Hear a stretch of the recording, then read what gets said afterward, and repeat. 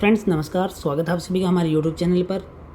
और जैसे कि आपको पता है कि आज है 5 जून 2025 और आज से स्टार्ट हो चुके हैं एनटीपीसी। जो ग्रेजुएशन लेवल के स्टूडेंट हैं उनका एग्ज़ाम शुरू हो चुके हैं आज से, और हर दिन लगभग 3 शिफ्ट में एग्ज़ाम होने वाला है। तो आज ये जो पहली शिफ्ट का एग्ज़ाम हुआ है उसका जो एनालिसिस है हम आपके सामने करेंगे। तो चलिए स्टार्ट करते हैं, जानते हैं कि किस तरह के प्रश्न पूछे गए हैं, मैथ में क्या कुछ रहा है, रीजनिंग में क्या कुछ रहा है, और जीके में कहाँ से प्रश्न आ रहे हैं, करंट अफेयर कहाँ से उठाया गया है, सारे डिस्कशन करेंगे इस वीडियो के अंदर। तो एक बार फिर बताते हैं, आज है 5 जून 2025। शिफ्ट 1 का जो है वो पेपर हम आपके लिए लेके आए हैं। और आपने अभी तक हमारे यूट्यूब चैनल अभिकल्प इंस्टीट्यूट या फिर study with SK Verma subscribe नहीं किया तो जल्दी से सब्सक्राइब कर लीजिए, बेल आइकन दबा लीजिए ताकि आपको लेटेस्ट वीडियो का नोटिफिकेशन मिलता रहे। और RRB NTPC एग्ज़ाम 2025 जो ग्रेजुएशन लेवल का है उसके एनालिसिस या रिव्यू की वीडियो हम लगातार हर रोज़ लेके आएंगे। इससे आपको आने वाले पेपर के बारे में कुछ जानकारी हो सकेगी। तो चलिए स्टार्ट करते हैं और जानते हैं कि क्या कुछ रहा है शिफ्ट 1 के एग्ज़ाम में आज 5 जून 2025। देखिए, जो आपको पता है कि एनटीपीसी में आपके जीके के प्रश्न रहने वाले हैं, उसके अंदर जीएस के अंदर, जीके या जीएस आप जो भी बोल रहे हो, उसके अंदर जो पहला प्रश्न आया है WPL 2025। जैसे IPL होता है वैसे ही WPL इंडिया में हो रहा है।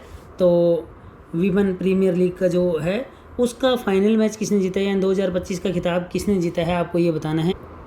तो वीमेंस प्रीमियर लीग इसका फाइनल मुकाबला खेला गया था MI और दिल्ली के बीच में, यानी मुंबई की टीम और दिल्ली के बीच में खेला गया था। और मुंबई की जो टीम है वह विजेता रही थी। यही पूछा है कि ये खिताब किसने जीता है, तो मुंबई ने जीता है, मुंबई इंडियंस ने। और दिल्ली की टीम आपको पता ही है, दिल्ली की टीम है दिल्ली कैपिटल्स। तो कि दिल्ली कैपिटल्स की टीम हार गई थी और जो विजेता रही है वो मुंबई इंडियंस की टीम रही है।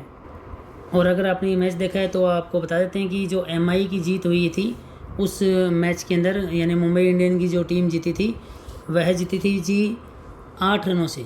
8 रन से ये टीम विजेता रही थी। तो 8 रन ये तो नहीं पूछेंगे, ये पूछा जाएगा कि ये मैच किसने जीता है, तो MI ने जीता था। यहाँ पर ये पूछ सकता है कि ये WPL जैसे IPL की तर्ज पर चल रहा है, तो WPL का ये कौन सा सीज़न है, 3rd सीज़न रहा था। और अभी हाल ही में अगर IPL का पूछ लें, हालांकि इस पेपर में IPL का नहीं पूछेंगे, IPL 2025 का विजेता कौन रहा है, तो आपको ये भी पता होना चाहिए। अभी हाल ही में RCB ने पंजाब की टीम को हराया था, पंजाब की टीम को, तो RCB विजेता रही है। देखिए, इसमें एक चीज़ और भी है, क्योंकि WPL जो है ये लिमिटेड स्थानों पर ही खेला गया था। 4 स्थल थे, 4 स्थान कौन कौन से हैं आपको ये ध्यान रखने हैं। 4 स्थानों में ये खेला गया था, बेंगलुरु में। इसके अलावा ये खेला गया था लखनऊ UP के अंदर, बेंगलुरु कर्नाटक के अंदर, मुंबई महाराष्ट्र के अंदर, और लास्ट है गुजरात की जगह है बड़ौदा में ये खेला गया था। अच्छा, ये भी पूछ सकते हैं कि फाइनल मैच हुआ कहाँ था, तो ये मुंबई में हुआ था। और मुंबई के ध्यान रखना कि ये वानखेड़े में नहीं हुआ था। बच्चों को ये बता देते हैं, वानखेड़े में ये एक स्टेडियम बनाया नया, ब्रेव ब्राउन ये स्टेडियम है, यहाँ हुआ था मुंबई के अंदर। अब जैसे कि आपको इसके नाम से ही कन्फर्म हो गया कि WPL वीमेन प्रीमियर लीग, आप महिला प्रीमियर लीग बोल दो, महिला प्रीमियर लीग। देखिए, थोड़ा डिटेल से जो जानकारी है मैं आपको और इसके बारे में बताऊंगा। पहले हम सिर्फ वो जान लेते हैं कि कौन कौन से प्रश्न आए हैं।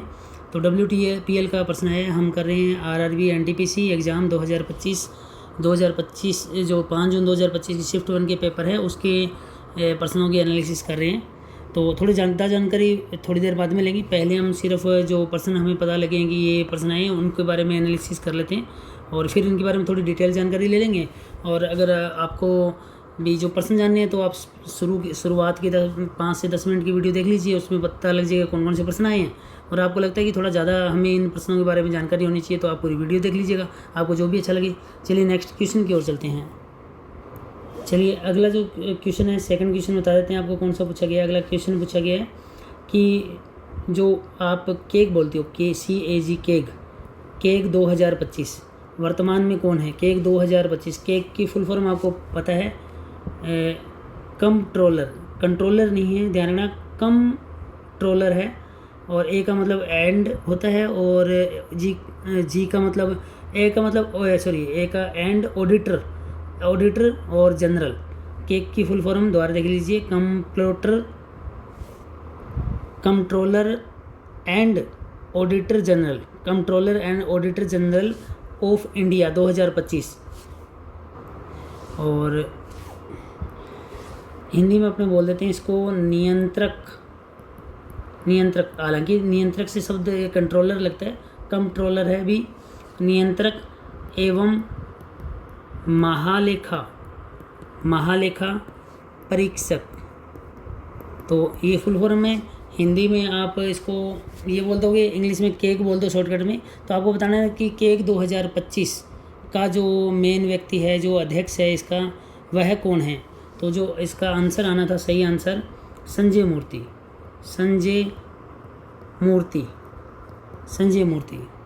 और संजय मूर्ति जो है 15वें नंबर के CAG हैं। 15वें नंबर के 21 नवंबर 2024 को इन्होंने पद ग्रहण किया। तो करंट अफेयर कब का आ रहा है? देखो, नवंबर महीने की 2024 नवंबर का करंट अफेयर आया है। आपको पहले ही बता दिया था कि 1 से 1.5 साल का करंट अफेयर तैयार रखिएगा। थोड़ी ज़्यादा डिटेल बाद में दे देंगे। अभी आपको मैं सिर्फ प्रश्नों के बारे में बता रहा हूँ कि कौन कौन से प्रश्न पूछे गए। आपको थोड़ी इनके बारे में, जैसे केक के बारे में डिटेल, जैसे ये WPL के बारे में डिटेल थोड़ी ज़्यादा चाहिए, तो इसी वीडियो में मैं कंटिन्यू आगे बढ़ाऊँगा। लेकिन स्टार्टिंग में मैं आपको प्रश्न बता रहा हूँ। अगला क्वेश्चन नंबर 3।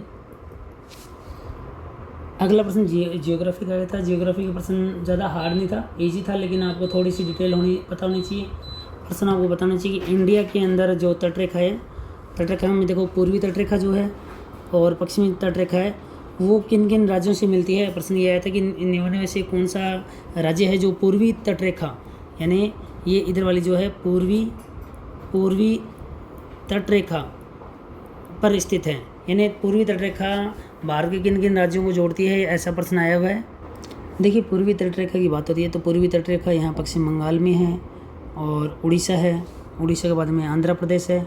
आंध्र प्रदेश के बाद में यहाँ तमिलनाडु है। तो अगर इनमें से कोई होगा, इनको याद रखिएगा, कोई एक ट्रिक बना लो। पश्चिम बंगाल W, उड़ीसा O, उड़ीसा और कर्नाटक के और तमिलनाडु T। ठीक है भी। तो इस तरह से कोई भी WOKT याद रख लीजिएगा। एक तरीके से आप ये समझ लो, ये लिखा हुआ है वक्त, लिखा हुआ है वक्त, बस A नहीं है यहाँ पर, एक ही जगह आपको क्या लिखा हुआ है, देखिए W। ये थोड़ा सा आपने ये करना क्या लिख दिया, कर्नाटक लिख दिया, नहीं गलत कर दिया। ये अपने को आंध्र लिखना है, कर्नाटका नहीं है, ध्यान रखिएगा। दोबारा से देख लीजिएगा। यहाँ पर क्या है, वेस्ट बंगाल, और ये इसके बाद उड़ीसा, उड़ीसा के बाद में आंध्र और ये तमिलनाडु। ठीक है जी, ये याद रख लीजिएगा आप एक तरीके से इसको ऐसे याद रख लो, वट।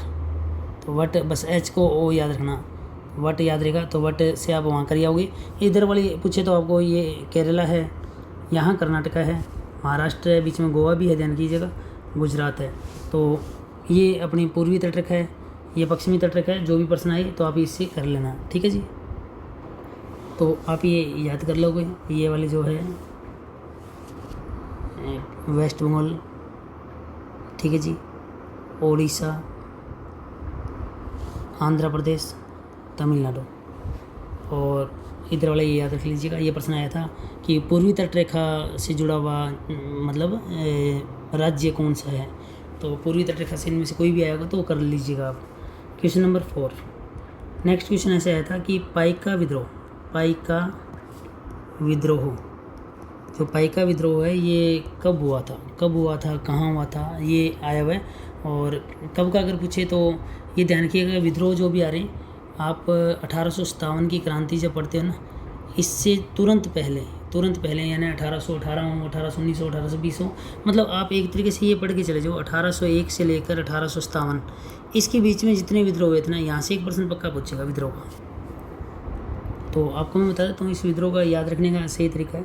ये जो विद्रोह हुआ है ये उड़ीसा में हुआ था, उड़ीसा में, ओडिशा बोल दो, आज के दिन ओडिशा है, यहाँ हुआ था और 1817 में हुआ था। मैंने आपको बताया था ये विद्रोह पूछेगा 1857 की क्रांति से तुरंत वाले हैं। अगर तुक्के मारने हो तो इनके बीच लगभग सही हो जाता है 1801 से 1857। कभी कभार हो सकता है कोई और आ जाए, लेकिन लगभग यहाँ का ही पूछेगा, विद्रोह पूछेगा तो। और ऐसा पूछेगा जो लगभग बच्चों को नहीं आता होगा। और ये किसके खिलाफ हुआ था? तो ईस्ट इंडिया कंपनी के खिलाफ होगा। ये भी ध्यान रखना कि उस वक्त ईस्ट इंडिया कंपनी जो अंग्रेज आए हुए थे, ईस्ट इंडिया कंपनी के खिलाफ होगा। कभी मतलब याद ना रहे तो ये ध्यान रखिएगा, ये हमेशा विद्रोह किसके खिलाफ होने वाले हैं? ईस्ट इंडिया कंपनी के खिलाफ होने वाले हैं। और वहाँ की चाहे जनजाति बोल दो पाइका, चाहे वहाँ के जो लोग हैं पाइकस, ठीक है, वहाँ की जनजाति है एक तरीके से, उन्होंने विद्रोह किया। कहाँ? उड़ीसा में। और पूछ सकते हैं कि इसका जो मतलब नेतृत्वकर्ता कौन था, उस व्यक्ति का नाम याद रखिएगा। इसका जो मेन लीडर है, मेन इस नेतृत्व का लीडर है, इस व्यक्ति का नाम याद रखिएगा। ये पूछ सकते हैं। ये था जगबंधु बख्शी जगबंधु, ये याद रखिएगा। अगला जो क्वेश्चन है, देखिए करंट अफेयर को बड़े ही सोच समझ के बनाया गया। बीजेपी अपना खुद का प्रचार भी शायद कर सकेगी इस माध्यम से। हमें चीन को भी नीचे दिखाना है, तो करंट अफेयर के प्रश्न जो हैं वो ध्यान रखिएगा। बीजेपी सरकार जो सेंटर में सरकार है उसी के इर्द गिर्द घूमने वाला है।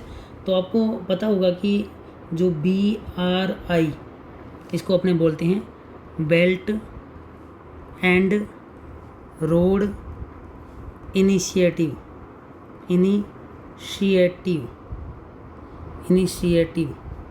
ये जो है BRI, belt and road initiative, ये चीन का है।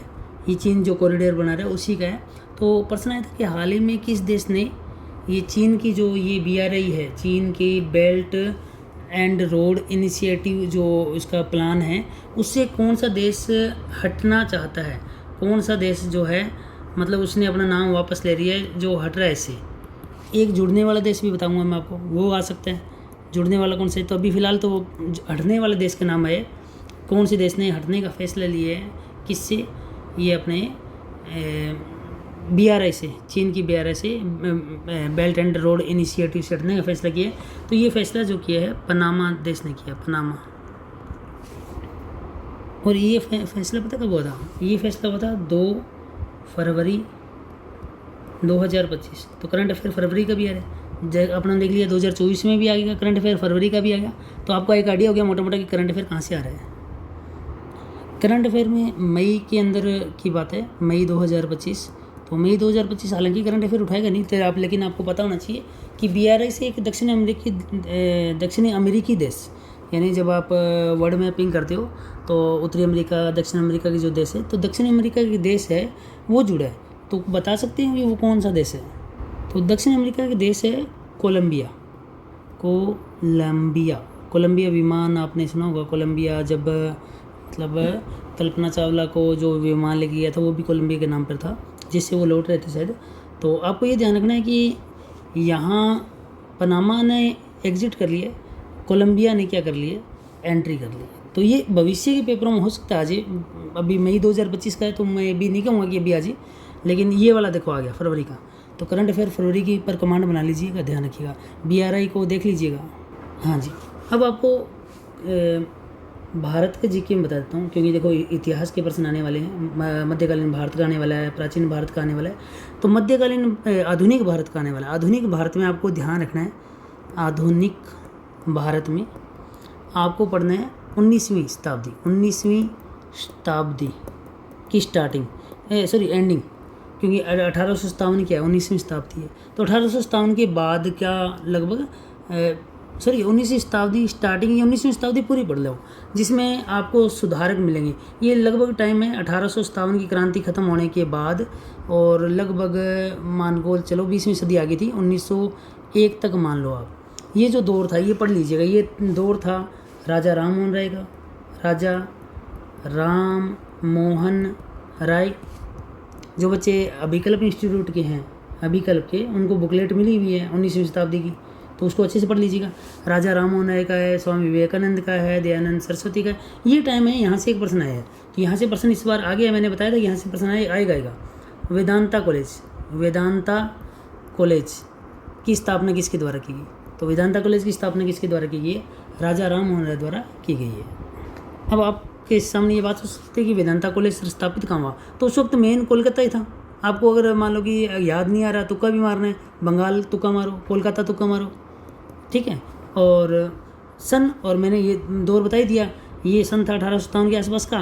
तो ये स्टार्टिंग में हो गया था, यानी इससे ये 1857 के आसपास घूमेगा। हालांकि ये इसके बाद का नहीं है, ध्यान रखिएगा। इससे पहले 1800 कितने में, 1825, देखो इसके बाद में 1857 की क्रांति आती है, तो 1825। तो मैं कह रहा हूँ ये जो दौर है ना, यहाँ से 1800 प्लस से लेकर ये दौर है, ये पूरा पड़ के जाएगा। 1825 में इसकी स्थापना हुई थी। और उद्देश्य आपको पता है, शिक्षा में पश्चिमी, मतलब फॉरेन, पश्चिम के से आए थे अंग्रेज, पश्चिमी शिक्षा को बढ़ावा देना या पश्चिमी विज्ञान को पाठ्यक्रम में क्या करना, शामिल करना, भारतीय पाठ्यक्रम और पश्चिमी पाठ्यक्रम दोनों को सम्मिलित करना। और वैसे ध्यान रखिएगा कि राजा राम मोहन राय का जो टाइम 1857 के बाद नहीं, आप 1800 लेके 1857 तक जो दौर है, तो ये पूरा 19वीं शताब्दी, मैंने 19वीं शताब्दी कह दी, तो 1801 से लेकर और जब तक 1900 नहीं आएगा तब तक, क्योंकि 1900 आते ही तो ये 20वीं शताब्दी हो जाएगी। तो ये सारा पढ़ लीजिएगा इस दौर में, मतलब 19वीं शताब्दी का जो भारत था उसमें से 1% आपका देखने को मिलेगा, एक से ज़्यादा मिलेगा, ये कन्फर्म है।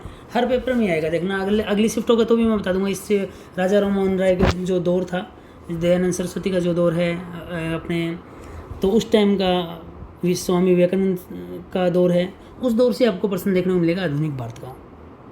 अब यहाँ से 1% मैं अभी बता देता हूँ, हालांकि मैं सोच रहा था बाद में बताऊँ, लेकिन आपको एक चीज़ ध्यान रखिएगा, ये प्रश्न अगली शिफ्ट में देखने को मिल सकता है।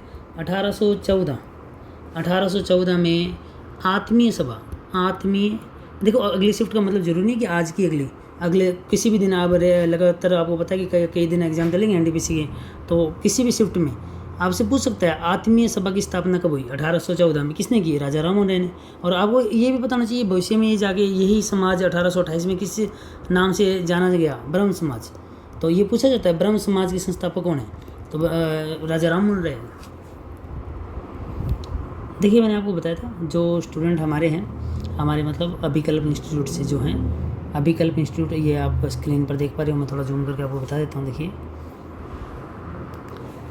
अभिकल्प इंस्टीट्यूट, राजस्थान आना पड़ेगा आपको तैयारी करने के लिए। राजस्थान के अंदर हनुमानगढ़ ज़िला पड़ता है, राजस्थान राज्य है और हनुमानगढ़ ज़िला है। हनुमानगढ़ ज़िले में मेन जो हनुमानगढ़ का हृदय है भगत सिंह चौक, वही इंस्टीट्यूट है अभिकल्प इंस्टीट्यूट। 9608626091 ये कॉन्टैक्ट नंबर है। और आप जो भी तैयारी करना चाहिए, चाहे रेलवे की तैयारी करना चाहिए, चाहे अदर कोई तैयारी करना चाहिए, तो ये सारी चीज़ें आपको यहाँ मिल जाएगी। और यहाँ कोचिंग के अंदर हमने ये इस तरह की बुकलेटें दी है। देखिए ये आप ऐड के अंदर देखिए, इसको थोड़ा गौर करके देखिएगा। अभिकल्प का ही चुनाव क्यों करें, तो यहाँ स्पष्ट लिखा हुआ है विषय विशेषज्ञ आपको पढ़ाएंगे। इसके अलावा नियमित कक्षाएँ हैं, हिंदी माध्यम, अंग्रेजी माध्यम में जिसमें भी लेना चाहिए। नियमित टेस्ट हैं, यहाँ टेस्ट इतने लिए गए कि ये सारी चीज़ें करवा दी गई है। बेहतरीन स्टडी मटेरियल है। और ये बुकलेट जो मैं बता रहा था 19वीं शताब्दी की बुकलेट पढ़ लेना। अगला प्रश्न आएगा, मैं आपको सीधा बताऊंगा कि कौन सी बुकलेट पढ़ लेना, वहाँ से प्रश्न आ रहे हैं। वातानुकूलित कक्षाएँ, ये तो आजकल सारी जगह ही देखने को मिलेगी। हाँ, ये अच्छी चीज़ जो परीक्षा के समय क्या एक्स्ट्रा क्लासेस लग रही है, आप हमसे कंटिन्यू जुड़ के रहना चाहते हो तो ये अभिकल्प इंस्टीट्यूट आप सर्च करोगे, अभिकल्प लिखोगे ना, इतने में ही आपको टेलीग्राम चैनल मिल जाएगा। तो टेलीग्राम चैनल पर भी हमसे जुड़ जाइए, जुड़ के रहोगे तो लंबे टाइम तक आपको चीज़ें को पता लगता रहेगा। अभी हमारा जो नया बैच शुरू हो रहा है, कोई बच्चा बैंक में लगना चाहता है, देखिए अभिकल्प बैंकिंग स्पेशल क्लासेज है, टारगेट बैच भी मिलेगा, फाउंडेशन बैच भी मिलेगा। IBPS की अभी भर्ती आने वाली है, आपको पता RRB PO क्लर्क, किसी की भी तैयारी कीजिएगा। सुबह का बैच 9 बजे का है और इवनिंग बैच 12 बजे का है। 12वीं के तुरंत बाद आप सरकारी नौकरी लगना चाहते हो तो इसके लिए भी आपको 3 सुनहरे अवसर हैं। अभी भर्ती आने वाली है, प्रयोगशाला सहायक, और बाकायदा आपको एग्जाम डेट लिखी हुई है। देखिए 2/11 को एग्जाम होने वाला है, अभी फॉर्म नहीं भरे गए, जल्दी ही भरे जाएंगे। 12वीं में आपके पास अगर जियोग्राफी है या प्रैक्टिकल सब्जेक्ट है तो आप ये दे सकते हो। SSC 10+2 हर बच्चे को पता है कि 12वीं पास है वो बच्चा ये कर सकता है। एग्जाम डेट आई हुई है, 8-9 को एग्जाम है। कृषि प्रयोग से जो बच्चे एग्रीकल्चर के हैं वो बच्चे 12वीं पास वाले ये कर सकते हैं। और ज़्यादा जानकारी चाहिए तो हमसे आप कांटेक्ट कर लीजिएगा। हाँ जी, जो बड़े बैच की तैयारी करना चाहते हैं, जैसे जो जिनका सपना बड़ा है, सिविल सर्विस का है, IAS का है, RS का है, तो आपको स्पेशल बैच मिल जाएंगे। अगर अभी आप देखो यहाँ पर आपको 3 प्रकार के बैच मिल रहे हैं। अभिकल्प ब्रॉन्ज बैच है, अभिकल्प सिल्वर बैच है, अभिकल्प गोल्ड बैच है। अगर आप अभी 12th पास हुए हो, फर्स्ट ईयर के स्टूडेंट हो तो आप ये बैच लीजिए, ब्रॉन्ज बैच 3 साल का है। अगर आप सेकंड ईयर में हो तो आप ये बैच लीजिए, अभिकल्प सिल्वर बैच 2 साल का है। अभिकल्प गोल्ड बैच अभी सुनहरा अवसर, बिल्कुल मतलब आपका एग्ज़ाम अभी आप देना चाहते हो या 1 साल की तैयारी के बाद 2 साल की तैयारी के बाद देना चाहते हो, अभिकल्प गोल्ड बैच ज्वाइन कर लीजिए। आप ग्रेजुएट हैं, आप फाइनल ईयर में हैं। जून माह के बैच 10 जून को स्टार्ट हो रहे हैं, जुलाई माह के बैच 1 जुलाई को शुरू हो रहे हैं। ज़्यादा जानकारी चाहिए तो आप अभिकल्प इंस्टीट्यूट का टेलीग्राम चैनल ज्वाइन कर लीजिए, हमसे कॉन्टैक्ट कर लीजिए 9608262091। और चलिए अगला प्रश्न मैं आपको बता देता हूँ अगला प्रश्न क्या है। और वो प्रश्न देखो सीधा सीधा बुकलेट के अंदर से प्रश्न आ रहे हैं। प्रश्न है 97वां संविधान संशोधन। अब इससे कोई मर्जी प्रश्न आ गया हो, 97वां संविधान संशोधन, हमने बुकलेट दे रखी है पूरी संविधान संशोधन की, आपको पूरे अच्छे से याद कराए थे, इंपॉर्टेंट भी लगाए थे, सारे लिखे हुए इंपॉर्टेंट भी अलग टिक करवाए थे। तो जब ये 97वां पढ़ोगे तो इसमें बहुत कुछ मिलेगा, सहकारी से संबंधित आपको ये मिलने वाला है। सहकारी समितियों से, सहकारी समितियों का इसमें चर्चा दी हुई है, सहकारी समितियाँ।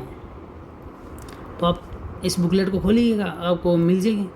इससे संबंधित कोई प्रश्न है, अब प्रश्न क्या है वो नहीं पता, ठीक है। पूरी ज़्यादा डिटेल आपको मैं इस अभी बता रहा हूँ प्रश्न कहाँ से है, थोड़ी देर में डिटेल दे दूँगा कि भी इसके बारे में इसमें क्या कुछ है।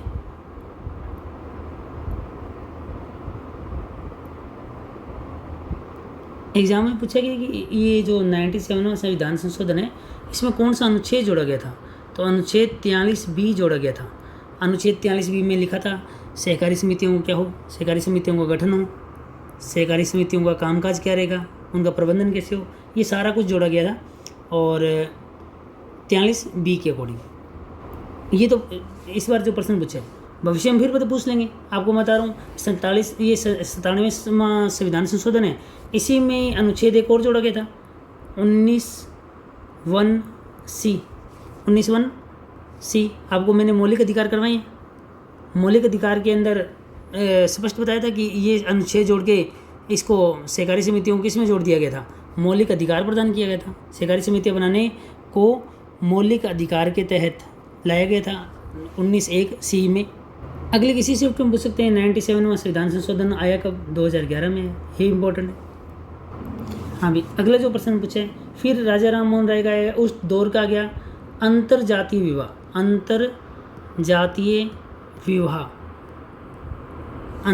विवाह को कानूनी मान्यता किसने दी या किसने कानूनी मान्यता दिलवाई। तो अब डिपेंड करेगा ऑप्शन पर क्या है। अगर राजा राम मोहन राय है, राजा राम मोहन राय है तो ये टिक होगा। और अगर इसके अलावा एक नाम और भी सामने आ रहा है, पंडिता रमाबाई दिया हुआ है, तो ये भी सही होगा। दोनों तो नहीं दे सकते, एक देंगे जो भी है वो सही हो जाएगा। अगला प्रश्न आपको मैंने बहुत अच्छे से कराया है, भौतिक परिवर्तन और रासायनिक परिवर्तन का प्रश्न है। भौतिक परिवर्तन और इसके अलावा रासायनिक परिवर्तन आपको बुकलेट भी दी है, आपको टॉपिक कराया हुआ है, यहाँ से प्रश्न आया है। आपको पता है रासायनिक परिवर्तन को ही रासायनिक अभिक्रिया कहते हैं, रासायनिक अभिक्रिया कहते हैं। यहाँ से प्रश्न देखो कितना अच्छा है, लकड़ी का जलना क्या है। अब लकड़ी जब जलेगी तो राख बची है, तो राख से वापस लकड़ी नहीं बना सकते, कौन सा परिवर्तन है, रासायनिक परिवर्तन है। अगर एक मैं एग्जांपल के तौर पे बोलूँ, बर्फ़ का पिघलना, तो बर्फ़ पिघल गई, जल बन गया, तो जल को जमा दो वापस क्या हो जाएगा, बर्फ़ बन जाएगी, तो भौतिक परिवर्तन है। ये टॉपिक बहुत अच्छे से करवाया हुआ है। देखिए कंप्यूटर से जुड़े हुए प्रश्न आए, कंप्यूटर से जुड़े हुए पूछा है कि कौन सीपीयू का पार्ट नहीं है। तो सीपीयू सेंट्रल प्रोसेसिंग यूनिट के 3 पार्ट हैं, आपको पता है 3 पार्ट हैं, ALU है, CU है कंट्रोल यूनिट, और रजिस्टर है, इनमें डिवाइड किया हुआ है। अब आपको बता रहे हैं कि प्रश्न आया था कि माउस, तो माउस सीपीयू का पार्ट नहीं है अभी। माउस क्या है, एक हार्डवेयर है, सीपीयू का पार्ट नहीं है। तो आपको हार्डवेयर सॉफ्टवेयर का नॉलेज होना चाहिए। तो कंप्यूटर से संबंधित इजी प्रश्न आ रहे हैं, तो पढ़ के जाइएगा कंप्यूटर पूरा। अगला प्रश्न वही ज्योग्राफी से संबंधित है, आप पढ़ के जाइएगा। ज्योग्राफी से संबंधित है, भारत में आपको पता है कि कर्क रेखा कहाँ से होकर गुजरती है। तो इसमें प्रश्न दिया था कि कर्क रेखा से जस्ट ऊपर वाले, मतलब कुछ नीचे वाले, इस तरह से 3 तो नीचे के दे दिए और 1 ऊपर का दे दिए। तो आपको ये पहचान करनी थी कि कौन सा, चाहे वो देश है चाहे वो राजधानी है, कौन सी राजधानी 23.5 डिग्री उत्तरी अक्षांश से ऊपर है, 23.5 डिग्री आपको 24 डिग्री लिखे, 25 डिग्री लिख रहे, जो भी लिख दें, तो आपको पता होना चाहिए कर्क रेखा से ऊपर कौन से देश है और कौन से देश नहीं, कौन से राज्य और उनकी राजधानी है, और उससे नीचे कौन से है। तो इससे रिलेटेड एक प्रश्न आ रहा है, तो आप ये पढ़ के जाना जियोग्राफी का अच्छे से। तीनों रेखाओं का नॉलेज होना चाहिए आपको। कर्क रेखा है वो कहाँ से गुजरती है, आपको वो पता होना चाहिए। जो अपने टाइम वाली जो रेखा है वो कहाँ से गुजरती है, ठीक है। तो ये रेखाओं का पता होना चाहिए कि भारत में से, क्योंकि कर्क रेखा भारत से गुजर रही है तो इसलिए इंपॉर्टेंट है। हाँ, विषुवत रेखा आपको याद नहीं है क्योंकि नहीं गुजर रही है इंडिया से। मकर रेखा उसे भी नीचे है, नहीं गुजर रही, लेकिन कर्क रेखा गुजर रही है ना। तो कर्क रेखा कहाँ से, अगला प्रश्न देखने को मिल जाएगा। कर्क रेखा राजस्थान में तो आपको पता ही गुजरती है, डूंगरपुर बांसवाड़ा के पास में। तो आपसे पूछ सकता है कि भारत के कितने राज्यों से होकर गुजरती है। अभी इसमें प्रश्न पूछ लिया कि ऊपर कौन सा है, उत्तर में, मतलब कर्क रेखा के जस्ट ऊपर कौन सा है। तो अच्छा प्रश्न पूछे तो ये जियोग्राफी के प्रश्न पढ़ के जाइएगा और ये करके जाइएगा, आगे आने वाले एग्जाम में मिलेगा आपको। एक बार फिर बता देता हूँ, आप हमसे जुड़ सकते हो। हमारा इंस्टीट्यूट है अभिकल्प इंस्टीट्यूट, अभिकल्प। यहाँ हम ऑफलाइन बैच आपको मिल जाएंगे, ऑनलाइन बैच नहीं चलाते हैं अभी तक, तो इन फ्यूचर ऑनलाइन बैच होंगे तो आपको बता दिया जाएगा। अभिकल्प 9608826091 हमारा नंबर है। आपको राजस्थान आना होगा, राजस्थान में हनुमानगढ़ ज़िले में आना होगा। हनुमानगढ़ ज़िले में हनुमानगढ़ का हृदय है भगत सिंह चौक, वहीं हमारा इंस्टीट्यूट है। आपको हर प्रकार के बैच देखने को मिलेंगे, जो भी बैच आप ज्वाइन करना चाहिए। IAS का करना है, RS का करना है, बैंक का करना है, SSC करना है, रेलवे, जो भी बैच जिसकी आप तैयारी करना चाहिए, कॉम्पिटिटिव एग्जाम की किसी भी तैयारी के लिए आप हमारा बैच ज्वाइन कर सकते हो। चलिए नेक्स्ट प्रश्न देखते हैं। अब देखिए, मैंने आपको बताया था कि प्रश्न आपको पढ़ के जाना है। भारत का इतिहास तो पढ़ना है, ध्यान रखिएगा। आर्ट एंड कल्चर पढ़नी है, कला संस्कृति किसकी, भारत की कला संस्कृति से एक प्रश्न कन्फर्म आएगा। और ये प्रश्न है कि साउथ इंडिया में जो मंदिर हैं और उनके मंदिर के जो दरवाजे हैं, उन मंदिरों के जो दरवाजे दिए गए हैं, साउथ इंडिया में जो मंदिर हैं, मंदिरों के जो दरवाजे दिए गए हैं, उन दरवाज़ों पर आकृति बनी हुई थी। किसकी आकृति, सीधी जैसी आकृति, सीधी जैसी आकृति, या अलंकृत प्रवेश द्वार होते थे मंदिरों में, अब भी होते हैं। उनको क्या कहा जाता है, तो उनको पढ़ के जाओगे तो मंदिरों के बारे में मतलब नॉलेज लेके जाना है। उनको विमान कहते हैं या कलशम कहते हैं। और ध्यान रखिएगा, वर्तमान सरकार काफ़ी प्रमोट करती है साउथ इंडियन मंदिरों को, तो आपको ये पढ़ के जाना चाहिए। मंदिरों के बारे में, कला संस्कृति का नॉलेज होना चाहिए हमें। अब आपको मैं बताता हूँ, साउथ इंडिया में आपको अगला प्रश्न मिल सकता है। साउथ इंडिया के जो मंदिर हैं और मंदिरों में जो प्रांगण होते हैं ना, मंदिरों में जो प्रांगण है, वो वहाँ ऊंचे ना दरवाजे बने होते हैं। दरवाजे, उन ऊंचे दरवाज़ों को क्या कहा जाता है, बड़े दरवाज़ों को क्या कहा जाता है, तो ये गोपुरम कहते हैं। गोपुरम मतलब एक तरीके से हॉल, जो बड़ा हॉल है उनको क्या कहा जाता है, गोपुरम कहा जाता है।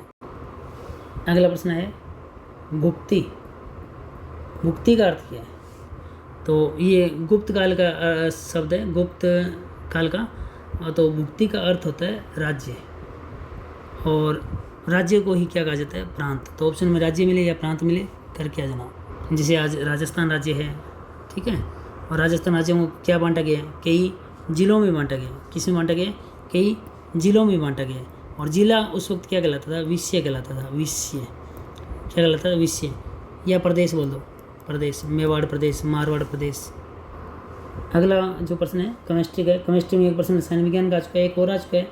Sodium carbonate Na2CO3, sodium carbonate, और प्लस अभिक्रिया करानी है आपको। सोडियम कार्बोनेट की आपका अभिक्रिया करवा दो अमोनियम क्लोराइड से, NH4Cl से, अमोनियम क्लोराइड से अभिक्रिया करा दो। और इन दोनों की अभिक्रिया को जैसे आपने कह दिया हाइड्रोलिसिस के बाद, हाइड्रोलिसिस के बाद इनमें थोड़ा सा क्या मिलाया जाता है, एसिड मिलाया जाता है, या एसिड मिलता है। मतलब अम्ल कौन प्रदान करता है, तो अमोनिया जो अम्ल प्रदान करेगा ये करेगा, HCl इससे निकलेगा ना, इसे निकालो तो NH3 अलग कर दो, HCl निकाल दो। तो कौन एसिड प्रदान करता है, कौन अम्ल प्रदान करता है, तो ये NH4Cl करेगा, ammonium chloride. Na2CO3 sodium carbonate नहीं करेगा। अब कंप्यूटर से एक प्रश्न फिर देखने को मिले। कंप्यूटर में आपको मैंने बताया था कि मेमोरी का बताया हुआ है, रैम और रोम, स्थायी और अस्थायी मेमोरी। ये वर्चुअल मेमोरी होती है, रैम। तो प्रश्न पूछा था कि वर्चुअल मेमोरी का प्राथमिक उद्देश्य क्या है। देखिए, उपलब्ध मेमोरी तो रोम है, तो उसको ज़्यादा प्रयोग करने के लिए जो मतलब यूज होगा रैम होगा। रैम और रोम के बारे में पूरा पढ़ के जाना। मतलब एक स्थायी मेमोरी और एक अस्थायी मेमोरी है। आपने कुछ टाइप किया तो रैम में टाइप हो रहा है, लाइट चलेगी, वो दोबारा अगर सेव नहीं किया, कंट्रोल एस कर दिया तो वो रोम में चला जाएगा, कंट्रोल एस नहीं किया तो वो रैम में होगा तो उड़ जाएगा, ध्यान रखिएगा। जैसे ही कंप्यूटर बंद हुआ रैम की चीज़ें डिलीट हो जाती है ऑटोमेटिक। देखिए करंट अफेयर का एक अच्छा सा प्रश्न है। क्या प्रश्न है देखिए, झारखंड के अंदर वर्तमान में सरकार किसकी है, कौन सी पार्टी की सरकार है? तो आपको उस पार्टी का नाम पता होना चाहिए। आपको पता होगा JMM ये पार्टी है, और यहाँ पर ये यहाँ के मुख्यमंत्री बता सकते हो आप? आपको पता था ये काफ़ी चर्चा में रहता, 56 सीटें जीती थी JMM ने, और बीजेपी को सिर्फ कितनी मिली थी? 24। बीजेपी को कितनी मिली थी? ओनली 24 मिली थी। JMM को कितनी मिली थी? 56। तो मुख्यमंत्री किसको बनाया गया था, बता सकते हो? काफ़ी चर्चा में रहते, Hemant Soren. Next current affair का है। करंट अफेयर में भी अच्छा पूछा है, बेरोजगारी दर। देखिए बेरोजगारी दर डिपेंड करेगा किस माह की पूछी है। अगर अप्रैल माह की पूछी है, अप्रैल 2025 की पूछी है, तो अप्रैल 2025 में जो आंकड़ा आया था मासिक बेरोजगारी दर का 5.1% का था। अब वो देखना पड़ेगा कौन से का पूछे। अप्रैल का बता दिया आपको मैंने। एक आता है इसका श्रम बल सर्वेक्षण जो है ना, श्रम बल सर्वेक्षण, जिसको अपने क्या बोलते हैं PLPS, periodic labour force survey. इसके अकॉर्डिंग जो 2023-24 की जो बेरोजगारी दर है ना, घट के अब कितनी होगी? 3.2% रह गई है। तो हो सकता है ये पूछो। हाँ भाई, एक अच्छा प्रश्न याद करके जाइएगा, दिवस याद करके जाओ, सारे दिवस याद करके जाओ, रट्टा मार लो इनको, पढ़े याद करते हो ऐसे दिवस। तो जो दिवस पूछा है वो बता देता हूँ आपको। प्रश्न पूछ लिया कि डेयरी मिशन है, डेयरी मिशन के तहत, काफ़ी उलझा दिया प्रश्न को। डेयरी मिशन के तहत नवंबर में कितनी तारीख को, मतलब नवंबर माह में, हर नवंबर माह में, नवंबर का जीके पूछ लिया, देख लीजिएगा। नवंबर माह में कौन सा मतलब दिवस मनाया जाता है डेयरी मिशन के तहत? ये 26 नवंबर को मनाया जाता है। आपसे ये पूछ सकता था 26 नवंबर को कौन सा मनाया जाता है, तो 26 नवंबर को मनाया जाता है। ये पूछा था नेशनल मिल्क डे, राष्ट्रीय दुग्ध दिवस, नेशनल मिल्क डे। हाँ, नेक्स्ट क्वेश्चन काफ़ी अच्छे आए हैं, इनको आप पढ़ के जाइएगा। जैसे ये आया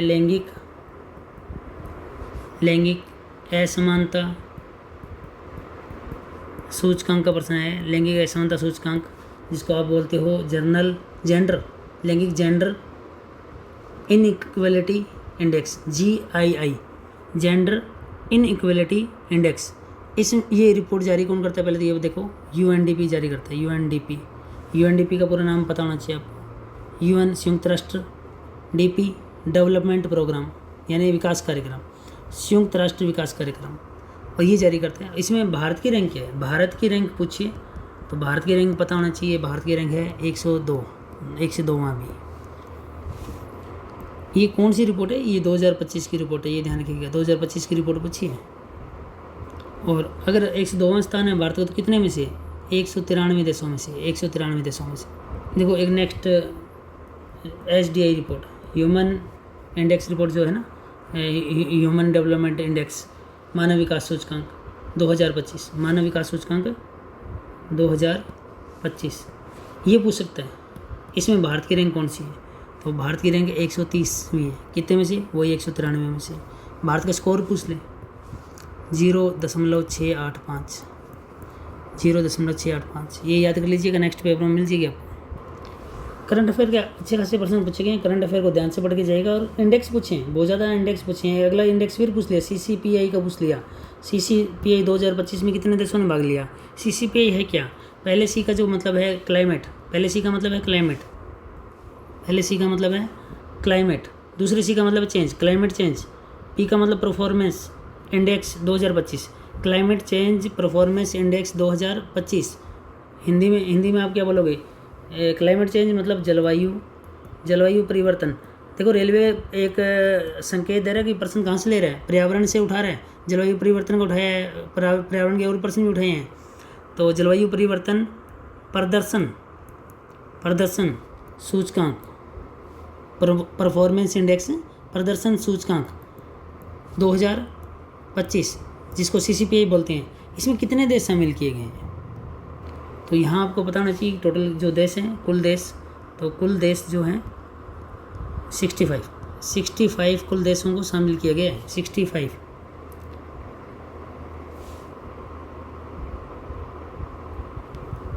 सॉरी 65 नहीं 63 करो, 63 देशों को शामिल किया गया है। देश 63 हैं। आपको अब लगेगा कि 63 देश कैसे हैं?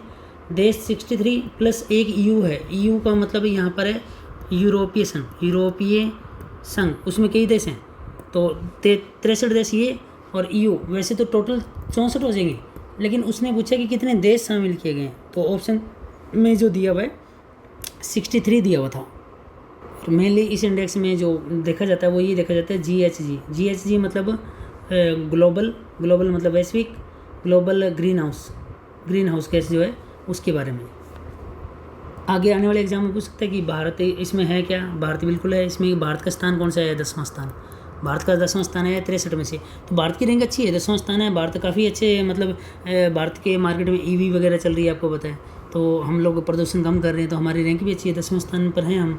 तो ये प्रश्न पूछ सकता है, भारत के लिए एक अच्छी संकेत है, तो भारत सरकार ऐसे प्रश्नों के लिए मतलब रेलवे कह सकती है, प्रमोट कर सकती है। प्रश्न आएगा भारत का रैंक कौन सा है? 10वां, 2025 की बात कर रहा हूँ मैं। अब देखिए पॉलिटिकल के प्रश्न है। पॉलिटिकल के प्रश्न मैंने आपको अनुच्छेद मैंने कन्फर्म कहा था कि अगर अनुच्छेद पूछेगा हर एग्जाम में पूछेगा। अनुच्छेद 32 पूछ लिया, तो अनुच्छेद 32 पूछ लिया, तो ये नहीं कि अलग से आपको सारे अनुच्छेद, देखो अनुच्छेद इतने हैं, याद करके जाओ तो बहुत अच्छी बात है, मेन याद करके जाओ। आपको अनुच्छेद 32 मैंने मौलिक अधिकार करवाया था, याद करो। तो मौलिक अधिकारों में मतलब वो जो उपचार है वो किस में दिए हुए हैं? अनुच्छेद 32 में, कि अगर आपका मतलब मौलिक अधिकार का उल्लंघन हो रहा है तो आप कोर्ट में, सुप्रीम कोर्ट में, उच्चतम न्यायालय में जा सकते हैं। तो किसके तहत? अनुच्छेद 32 के तहत जा सकते हैं। तो सर्वोच्च न्यायालय में जाने का अधिकार मिलता है। तो इसी अनुच्छेद 32 को बाबा साहब भीमराव अम्बेडकर ने बोला था, क्या बोला था कि संविधान की आत्मा है ये। कौन सा अनुच्छेद संविधान की आत्मा है? तो अनुच्छेद 32 है। तो ये पूछ लिया इसने कि भाई अनुच्छेद 32 में क्या है, तो ध्यान रखिएगा, काफ़ी इंपॉर्टेंट अनुच्छेद पूछेगा और आने वाले एग्जाम में पूछेगा। अगला फिर कोई ना कोई अनुच्छेद पढ़ लेगा, आपको जो बुकलेट दी हुई उनको पढ़ के जाइएगा। एक बार फिर बता देते हैं, अगर आप हमसे तैयारी करना चाहते हैं तो हमसे जुड़ सकते हैं। अभिकल्प इंस्टीट्यूट हमारा कोचिंग संस्थान है, जो कि पड़ता है राजस्थान में, राजस्थान के हनुमानगढ़ ज़िले के अंदर। और हनुमानगढ़ ज़िले का जो हृदय है भगत सिंह चौक, वहीं है। हमसे जुड़ देंगे क्यों, तो ये आप पढ़ लीजिएगा, हमसे जुड़ने के क्या फ़ायदे हैं आपको। अभी जो नए बैच हैं, RS का बैच है, IAS का बैच है, और अलग अलग बैच है, Abhikalp bronze batch, Abhikalp silver batch, Abhikalp gold batch. इसके अलावा आप अदर बैचेस जो हमारे चल रहे हैं उनसे भी जुड़ सकते हैं। अदर बैच में आपको बता देते हैं, देखिए अभी आपको पता है कि हाल फिलहाल में IBPS की भर्ती आने वाली है, RRB की, तो PO और क्लर्क दोनों की तैयारी कर सकते हो हमसे जुड़ के। और 12वीं के तुरंत बाद ये तीन पेपर अभी होने वाले हैं बिना CT के, तो ये इनकी तैयारी कर सकते हो। अगर आप एग्रीकल्चर के स्टूडेंट हो, कृषि परीक्षा की तैयारी कीजिए। एग्जाम डेट आपके सामने है, देखो आप कोई भी स्ट्रीम से हो, 12वीं पास होने चाहिए, SSC 10+2 की तैयारी कर लीजिए। आप प्रयोगशाला सहायक की तैयारी कर सकते हो, आपके पास प्रैक्टिकल सब्जेक्ट हैं तो प्रयोगशाला सहायक की तैयारी कीजिए। तो आप अदर बहुत सारे बैचेज है, रेलवे का है, SSC का है, बैंक का है, जिसकी भी तैयारी करना चाहते हैं हमसे जुड़ सकते हैं। चलिए आगे एनालिसिस करते हैं, कंटिन्यू क्या कुछ है। यहाँ आपको एक चीज़ ध्यान रखिएगा कि मूल संविधान में मौलिक अधिकार कितने थे? 7 थे। अभी वर्तमान में कितने? 6 हैं। एक कौन सा नहीं है? तो संपत्ति का अधिकार। ये चीज़ें अच्छे से कराई हुई है, आपको पढ़ के जाना, मतलब कोई चीज़ ऐसी नहीं हो कि आप छोड़ के चले जाइए। एक नदियाँ पढ़ के जाना भी, नदियों से अच्छे प्रश्न आएंगे। एक प्रश्न कन्फर्म है, साबरमती नदी का आ चुका है। साबरमती नदी का उद्गम है वो कहाँ से होता है? तो ये आपको सबको पता है कि राजस्थान से होता है। राजस्थान में अरावली पर्वतमाला से होता है। अरावली पर्वतमाला, अरावली में कहाँ? राजस्थान से होता है। और राजस्थान में भी पूछे तो उदयपुर ज़िले से हो रहा है। उदयपुर और उदयपुर ज़िले का एक गांव है, कौन सा? तेपुर गांव। यहाँ से उद्गम होता है कौन सी नदी का? साबरमती नदी का। ये कुछ प्रश्न थे, और भी प्रश्न बताएंगे आपको। थोड़ा सा मैं और चीज़ें बता देता हूँ आपको, मैंने कहा था लास्ट में कुछ चीज़ें बताऊँगा आपको।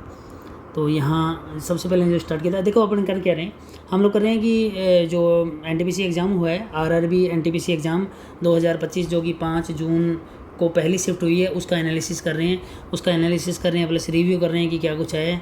अब हमारे यूट्यूब चैनल अभिकल्प इंस्टीट्यूट को सब्सक्राइब कर लीजिए। अब हमारे YouTube channel study with SK Verma को सब्सक्राइब कर लीजिए, ताकि आपको क्या कि लेटेस्ट अपडेट मिलती रहे। और एनटीपीसी में क्या कुछ है, तो इनको पढ़ के जाओगे तो आपको कुछ फ़ायदा मिलेगा। और मैंने आपको बताया था कि WPL के बारे में कुछ जानकारी और मिलनी चाहिए आपको। देखिए, आपको कुछ चीज़ों पता होना चाहिए, जैसे जो महिला प्रीमियर लीग है WPL, ये कब हुआ था, तो ये आपको पता होना चाहिए 14 फरवरी से 15 मार्च तक चला था 2025 में। तो करंट अफेयर फरवरी मार्च का भी उठाया इसने। तो इसके अलावा प्रशासक कौन है, भारतीय क्रिकेट कंट्रोल बोर्ड, आपको पता है कि BCCI करवाता है ये टूर्नामेंट। और इसके अलावा आपको बताना चाहिए कैसा प्रारूप कैसे है, T20 वर्ल्ड कप है, WPL का प्रारूप क्या है, T20 वर्ल्ड कप है। और मुंबई इंडियंस ने कौन सा खिताब जीता है, तो दूसरा खिताब जीता है, मतलब 2 खिताब जीत चुकी है, एक पहले जीता था, एक इस बार जीत लिया, 2 जीत लिए। और एक खिलाड़ी का नाम याद रख लीजिएगा, MI की जो प्लेयर है, वीमेन प्लेयर है जो क्रिकेट खेलती है, नाम है नेट साइवर ब्रंट, इसको याद रख लीजिएगा। ये सर्वश्रेष्ठ खिलाड़ी रही है, सर्वाधिक रन भी इसने बनाए हैं, 523 रन बनाए, तो ये इंपॉर्टेंट है, ध्यान रखिएगा। और सर्वाधिक विकेट के लिए पूछे तो भी वो भी MI के, दोनों ही MI के। अमेलिया केर इसने 18 विकेट ली थी। और एक और है हेले मैथ्यूज, ये भी मुंबई की है, हेले मैथ्यूज, ये भी मुंबई की प्लेयर है, इसने भी 28 विकेट लिए, तो इम्पोर्टेंट यहाँ भी बन जाता है। अगला प्रश्न मैंने आपको CAG का बताया था। CAG वर्तमान में कौन है, वर्तमान में CAG है संजय मूर्ति, 15वें नंबर के। तो आपसे पूछ सकते हैं 14वें नंबर के कौन है, पूछना चाहिए तो बड़ी बात नहीं है, 14वें नंबर के भी बताना चाहिए।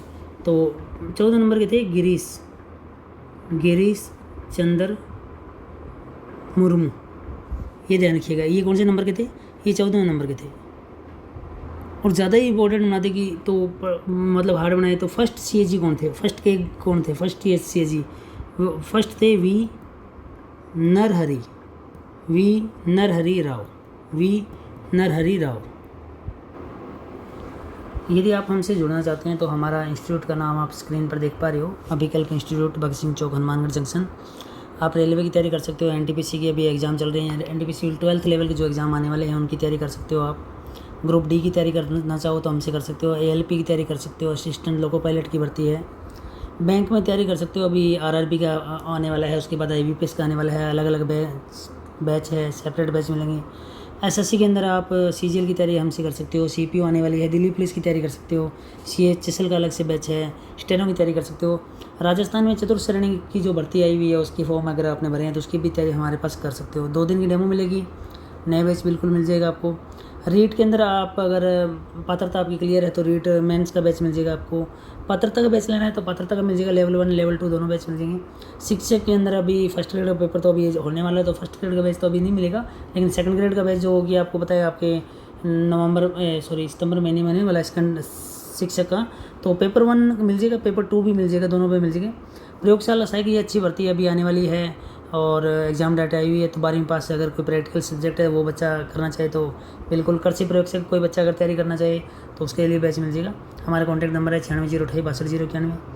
तो आप इनमें से कोई भी भर्ती करना मतलब तैयारी करना चाहें, जितनी भी आप स्क्रीन पर देख पा रहे हो, तो हमसे मिल सकते हैं। बड़े बैचेज में IAS का बैच है, RS का बैच है, फाउंडेशन प्लस टारगेट दोनों प्रकार के बैच मिल जाएंगे। विजिट करना पड़ेगा आपको एक बार ज़्यादा जानकारी के लिए। चलिए आगे अपने कुछ चीज़ें ऐड करते हैं, कुछ नियुक्तियां बताते हैं आपको कि क्या कौन कहाँ नियुक्त हुआ है। नियुक्तियां पूरे मतलब करंट अफेयर के मामले में नियुक्तियां आपको 2024-25 की कंप्लीट जितनी भी नियुक्तियां हैं वो बता देते हैं। एग्ज़ाम में पूछी जा रही है, कौन से एग्ज़ाम में, NTPC आपका जो एग्ज़ाम है 2025 का जो एग्ज़ाम चल रहा है इसमें। देखिए, फर्स्ट आपको पता होना चाहिए कि जो इसरो है, इसरो के वर्तमान अध्यक्ष कौन है। तो इसरो के जो वर्तमान अध्यक्ष हैं आपको पता होना चाहिए वी नारायणन। और नेक्स्ट आपको पता होना चाहिए कि भारत के 26वें मुख्य चुनाव आयुक्त कौन है, 26वें मुख्य चुनाव आयुक्त कौन है, तो ये हैं अपने ज्ञानेश कुमार।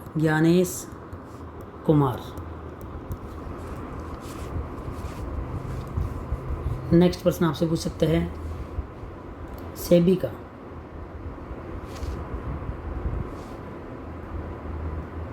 सेबी का 11वां अध्यक्ष कौन है? 11वां सेबी का 11वां अध्यक्ष कौन है?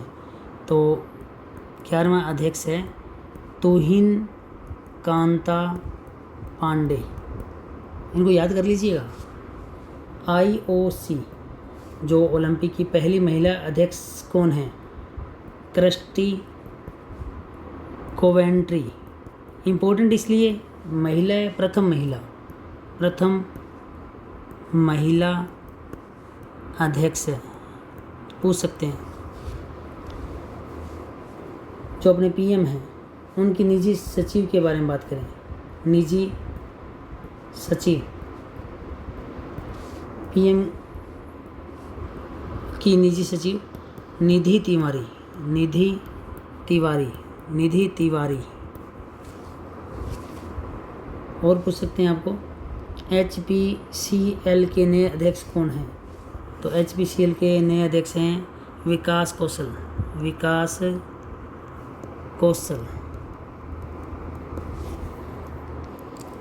ये क्यों पूछ सकते हैं इसरो वाला? क्योंकि आपको पता होना चाहिए कि इनकी नियुक्ति कब की गई है। इसरो वाला की नियुक्ति 14 जनवरी 2025, इसलिए ज़्यादा इम्पोर्टेंट है। आपसे पूछ ले कि इनसे पहले कौन थे? इनसे पहले थे S सोमनाथ। इसरो की स्थापना पूछ ले, इसरो की स्थापना कब हुई है? 15 अगस्त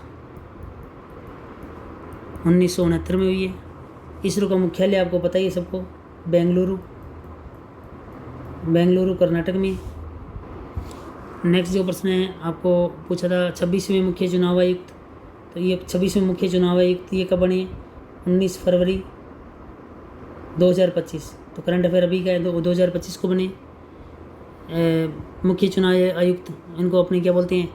CEC बोलते हैं, चीफ इलेक्शन कमिश्नर। कौन बने? ज्ञानेश कुमार बने हैं। अब प्रश्न आ जाता है कि इन्होंने किन की जगह ली है? 26 में बने पर किसकी जगह बने? तो ये किन की जगह बने? या अगर पूछा जाए तो राजीव कुमार की जगह बने। किसकी जगह? राजीव कुमार की जगह बने हैं। और चुनाव आयोग की स्थापना की अगर पूछ ले कि चुनाव आयोग की स्थापना कब हुई है, तो चुनाव आयोग की स्थापना को तो आपको पता होना चाहिए कि 25 जनवरी को स्थापना हुई थी, 25 जनवरी 1950। नेक्स्ट आपको सेबी का बताया था, सेबी का 11वां अध्यक्ष। तो ये भी अभी हाल फिलहाल की घटना है, 27 फरवरी 2025 सेबी के 11वें अध्यक्ष बनाए गए हैं। सेबी की फुल फॉर्म आपको पता ही है, सेबी भारतीय प्रतिभूति और विनिमय बोर्ड। सेबी कौन सा अध्यक्ष नियुक्त किया है? 11वां किया है अभी। और कार्यकाल अगर पूछे तो 3 वर्ष का होता है। सेबी का कार्यकाल कितने वर्ष का होगा? 3 वर्ष का। और इसके अलावा इन्होंने किसका स्थान लिया है? इन्होंने लिया है माधवीपुरी। इन्होंने स्थान लिया है माधवीपुरी बूच, इनका स्थान लिया। और ये माधवी जो है ये पहली फर्स्ट वीमन है अध्यक्ष, पहली महिला अध्यक्ष है किसकी? सेबी की। और सेबी की स्थापना के बारे में अगर पूछें तो 12 अप्रैल 1988। और कैसा निकाय है? गैर सांविधिक निकाय है, ध्यान रखिएगा। किसमें उल्लेखनीय है? गैर सांविधिक। संविधान में कोई उल्लेख नहीं है सांविधिक, और ना ही कोई कानून बना हुआ। माफ़ कीजिएगा, अब सांविधिक है, पहले नहीं था, अब वैधानिक मान्यता मिल चुकी है इसको। चलिए नेक्स्ट IOC का आपको बताया था क्रिस्टी कोवेंट्री। तो पूछ सकते हैं कि ये क्रिस्टी कोवेंट्री कौन से देश की है? तो जिम्बाब्वे की है। जिम्बाब्वे, पुराने कोई क्रिकेट देखने वालों को तो पता है जिम्बाब्वे क्रिकेट टीम हुआ करती थी, ये वहाँ की है। और IOC फुल फॉर्म तो पता है, इंटरनेशनल ओलंपिक कमेटी IOC। और 130 साल हो गए IOC को बने हुए। और 130 सालों बाद पहली महिला अध्यक्ष बनी, और वो भी अफ्रीका की देश है जिम्बाब्वे। अफ्रीका का देश है जिम्बाब्वे। IOC की स्थापना बहुत, अब देखो IOC की अगर स्थापना देखें तो 130 साल हो गए। तो ये स्थापना हुई थी 23 जून 1894। और ये गैर लाभकारी स्वतंत्र अंतर्राष्ट्रीय संगठन है। अगर आपसे पूछ ले कि RBI के बारे में पूछ ले, RBI आरबीआई की जो अभी हाल ही में क्या बनी है, डिप्टी गवर्नर बनी है। ये किसको बनाया गया है, तो पूनम गुप्ता को बनाया गया है, पूनम गुप्ता को बनाया गया है। और पूनम गुप्ता से पहले कौन था ये जानना ज़रूरी है। पूनम गुप्ता से पहले हैं माइकल पात्रा, माइकल